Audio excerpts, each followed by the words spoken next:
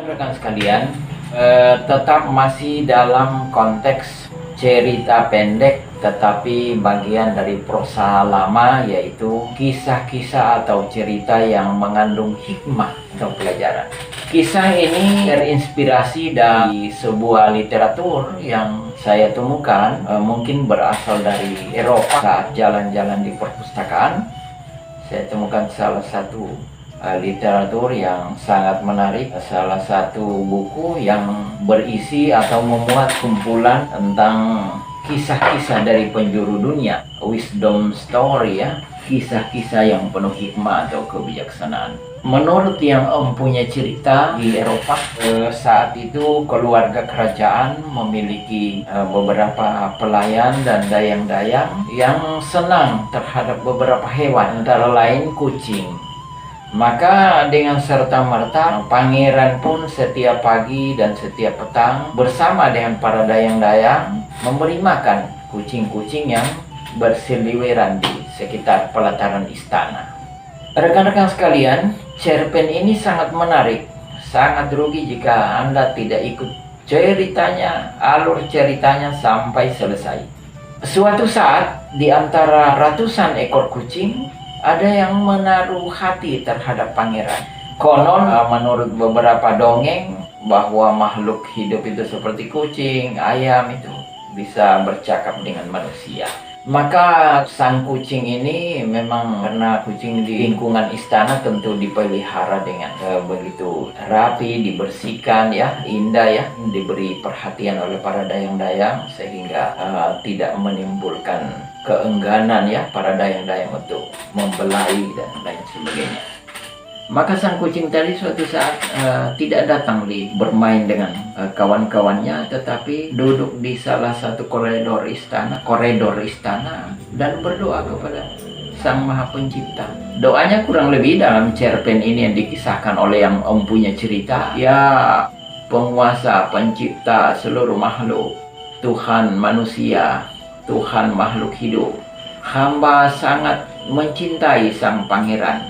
Beri kesempatanlah hamba untuk bercinta dengan sang pangeran. Ubahlah wujud hamba menjadi orang wanita yang sangat cantik sehingga sang pangeran tertambat dan terpaut dengan paras hamba. Hari pertama berdoa begitu, hari kedua pun berdoa. Karena sang kucing sangat rutin, bahkan sepekan berdoa, maka suatu saat Tuhan Rabbul Alamin mengabulkan. Suatu saat, rekan-rekan sekalian, pangeran saat senja hari duduk-duduk di sekitar pelataran istana. Lalu tak lama kemudian berjalanlah seorang putri, seorang perempuan. Maka sang pangeran pun terperanjat dan menemui Baginda Raja. Ya ayahanda, hamba memohon ampun. Hamba melihat ada seorang putri yang sedang berlalu. Hamba mohon kepada Baginda Raja agar dipanggil dan dijodohkan kepada hamba, kata sang pangeran. Lalu sang raja berkata, hai anakku pangeran putra mahkota, jika engkau bersabar, ya besok saya akan memerintahkan para pengawal untuk mencari putri yang engkau saksikan tadi. Rekan-rekan sekalian, setelah keesokan harinya, Baginda Raja pun bertitah dan menyampaikan kepada para penggawa istana. Para pejabat istana, karena putra mahkota sang pangeran telah melihat langsung seorang putri yang membuat hatinya terperanjat. Saya beri kalian kesempatan untuk mencari tahu di mana tempat asal dan siapa orang tuanya. Rekan-rekan sekalian, kita persingkat kisah ini. Maka wanita tadi, karena dia memang berasal dari lingkungan istana, maka putri tadi itu tak jauh dari lingkungan itu, hanya saja dia ya berdiam bersembunyi di ruangan-ruangan yang menjadi tempat-tempat peristirahatan pegawai istana. Tak berapa lama pun para pengawal menemukan putri tadi. Maka putri tadi giring untuk menghadap Baginda Raja. Sang pangeran pun turut bergembira dan bersorak-sorai riang gembira segera menemui sang putri tadi.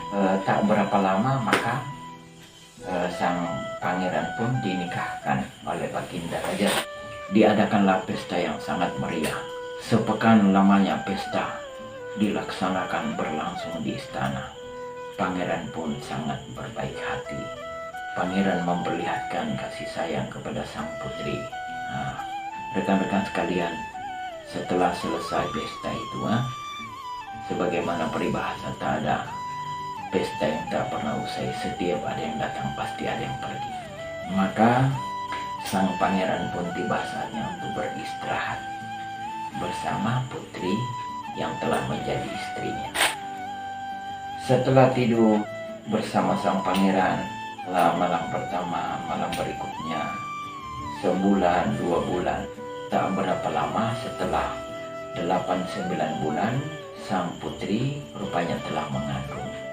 Suatu saat sang pangeran dari perjalanan yang jauh datang, tergopoh-gopoh dan langsung masuk dan merebahkan badannya tanpa ada perhatian dan koreksi istrinya, yaitu Tuan Putri yang telah menjadi permaisuri, bahwa tempat ruangan mereka itu, kamar yang mereka tempat beristirahat, tidak tertutup pintunya secara rapat.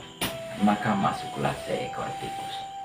Setelah tertidur membaringkan badan sang pangeran dengan tidur pulas, 2 ekor tikus tadi berjalan di sekitaran jam. Tak berapa lama, kodrat putri ini yang karena berasal dari kucing tadi, hanya karena dikabulkan permohonannya dan permintaannya kepada Tuhan, maka dia berubah wujud. Kembalilah kodratnya terlihat, ditangkaplah tikus tadi. Maka sang pangeran suaminya, permaisuri tadi, terkejut dan langsung menarik istrinya. Saat menarik, maka Tuan Putri dihadapkan kepada Baginda Raja dan menerima maki hamun. Saat itu juga sang Baginda Raja murka dan marah, lalu mengutuk sang Tuan Putri. Saat itu pula Tuan Putri berwujud kembali sebagaimana wujud aslinya, yaitu seekor kucing. Rekan-rekan sekalian, demikian cerpen yang mengandung hikmah pelajaran bahwa dalam kehidupan ini kita perlu bersyukur, menerima pemberian dari Yang Maha Kuasa. Apapun yang diberikan, itulah takaran rezeki kita. Itulah yang telah diberikan kepada kita. Sebuah renungan, sikap yang ceroboh, sikap yang tidak mau menerima, tidak bersyukur pemberian Yang Kuasa. Rekan-rekan sekalian, itulah cerita pendek merupakan prosa lama dalam khasamah kesusastraan.